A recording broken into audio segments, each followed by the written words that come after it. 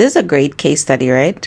Samuel and Ruben Onuha are two Dutch brothers who came out as entrepreneurs, and in their 20s they supposedly launched this high fashion brand called Icon Amsterdam. Less than 5 years later, it was valued at over $50 million. They were all over social media. I mean, these guys were selling courses of how to go from zero to a millionaire in X amount of time, right?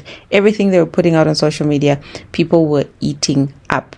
The youngest one, Ruben Onuha, supposedly bought his first Barbas Mercedes G-Wagon at the age of 22 for over $600,000, right? And in late 2024, they were exposed for taking pictures or doing a photo shoot in these fake private jet studios when they claimed to own a private jet.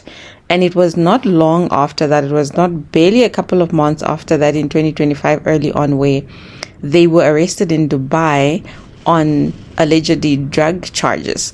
And Samuel actually ended up spending about 5 or 6 months in jail, and I think he was released around towards late 2025. But these are the things that we're talking about, where people sell such a fake lifestyle on social media, and in their case, their source of money was something completely different and something that was, in a sense, illegal if it was definitely related to drug charges as per his jail time that he spent. And what is it with Dutchmen and running schemes? Like, it's giving Martin's cousins all over again. What is going on in Holland? Was needed because my lifestyle was getting too reckless, too fast, too much out of hand. Also, too many people around it I shouldn't have. And I found here who is real with me, who are your real friends, who are there for you in the toughest times, who will let you down, who will drop you like a brick. It's a very unforgiving experience, you know. This is the only experience that will come close to us if you're dead. It made me harder, made me more determined. I take nothing for granted again, and I want to show even more what I made us capable of.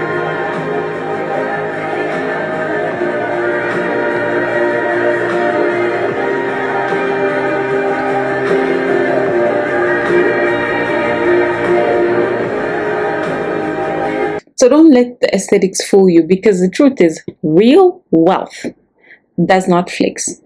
It doesn't post receipts. And you know why it doesn't do that? It's because it's not trying to draw more attention to it.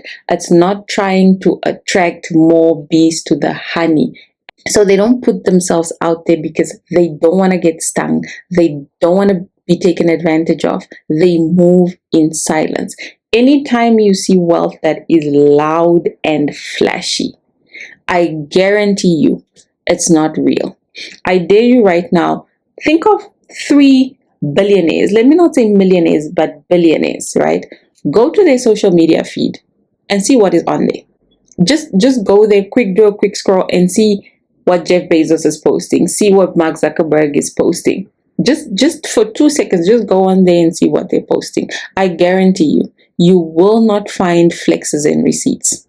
So the next time you see pictures pop up on your social media feed of a guy who's posting his arm resting on the latest steering wheel with the latest Rolex that looks like it TikToks, and pictures on a private jet that looks like the ceiling is too low, ask yourself, is this giving security or is this giving a set design? Trust your gut feeling. If it looks like a performance, 99% chance is that it is a performance. It's not real. You are not looking to play a role in somebody's fake theater play. You're looking for a life partner to build a real, authentic life with. If you enjoyed this reality check, make sure to like this video. Please consider subscribing, guys. We're trying to grow a community here, so please hit the subscribe button.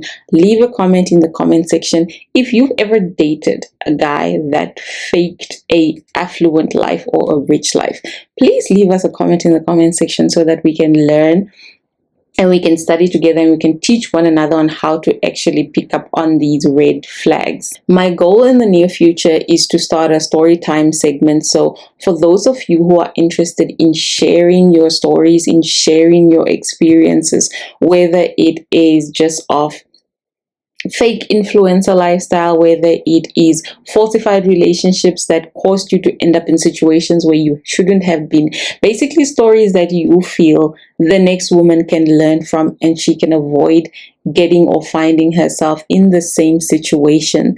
I'm considering starting a segment which I'm going to call story time, which I'll obviously share people's stories, but anonymously. We will change everything that we have to. We will change name, details, dates, years if we have to. We will change the cities and the countries that you're in if we have to. But if you want to share a story to save somebody's life and help them get their mental straight and help the next generation of young girls, as I always say, to avoid making mistakes that our generation has made, here is my email. Please reach out to me. Feel free to reach out to me and to write to me. You don't need to reach out with your real email address if you don't want to. It takes about 3.5 minutes to create a email address on Gmail, and then just pop me your story. I will come here and we will read it out in the story time segment anonymously without putting any information out there. Safety and security is paramount, so that is something that we'll be very, very cautious of.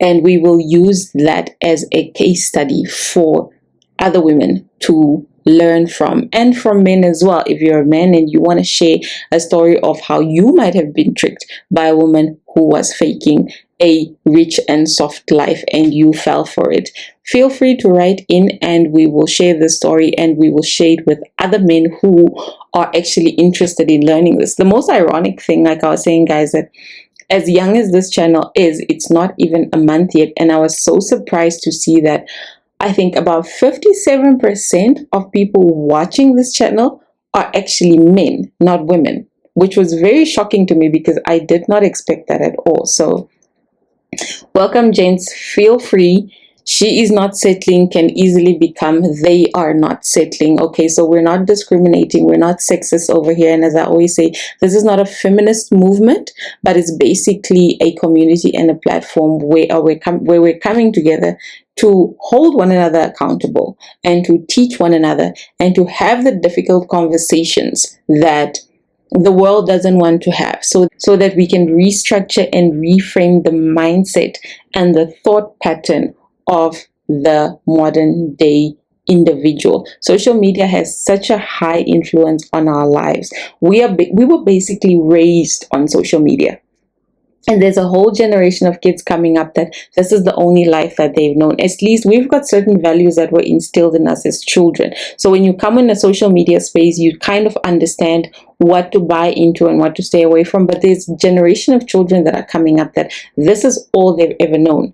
Instagram, TikTok feeds, and YouTube videos. That's all they have ever known in terms of social interaction. So we're trying to build a community of both men and women who will rather focus their time, their energy, their resources, and their attention in building a safe life rather than chasing a soft life for themselves and for whoever it is that their partner that they're currently with or are likely to end up with in the future. Your partner should come to complement a life that you're already in the process of building for yourself.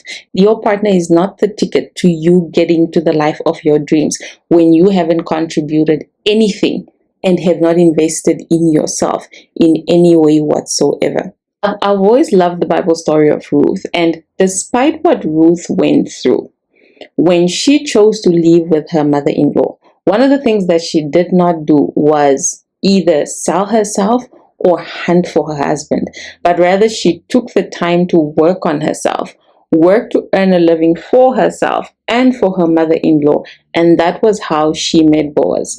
She was not standing on a curb, she was not doing the most, but she was literally working. And one of the things that drew him to her was the fact that he realized she was resourceful, because what she would do is, as the men were tilling the land and as they were working in the field, And collecting and harvesting, she would walk behind them and she would pick up whatever it is that they dropped. She would take some of it and go sell it, and she would take some of it and go home and use that as food.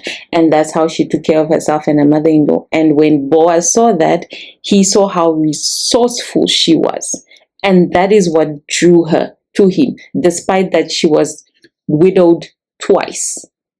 And that's how she ended up marrying the man who owned so much land in that region. And she became one of the most wealthiest women of their time. So guys, don't fall for the rentals. Subscribe to The Real Thing. The next video that I will be doing is decoding why the soft life trap is just survival dating. And personally, I am very much anti this movement that is on social media spreading like wildfire.